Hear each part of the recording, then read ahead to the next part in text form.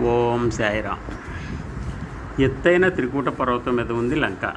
ఆ పర్వతం మీద ఉన్న పూల చెట్లన్నీ హనుమను చూసి పులకించిపోయి పూలవనలు కురిపించాయి. ఎటువైపు చూసినా హనుమకు అనేక వృక్షాలు, వనాలు, జలాశయాలు ఇంపుగా కళ్ళకు కనిపిస్తూ కనువిందు చేస్తున్నాయి.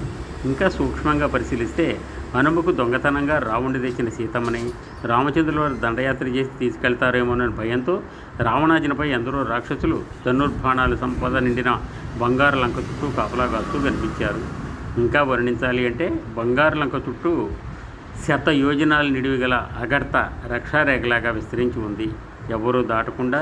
అయినా హనుమ తన మనసులో 100 యోజనాలు కలిగిన సముద్రాన్ని దాటి తనకు 100 యోజనాలు కలిగిన కందకాన్ని దాటం ఒక లెక్క అని మనసులో అనుకున్నాడు. మరియు హనుమ ఇలా ఆలోచిస్తూ నిలబడి లంకను నిశ్చితంగా చూస్తూ మనసులో ఇంకా ఇట్లా అనుకుంటున్నాడు, నేను ఇంత భీకరమైన పర్వతాకారంలో సాగరాన్ని లంఘించి వచ్చాను కదా,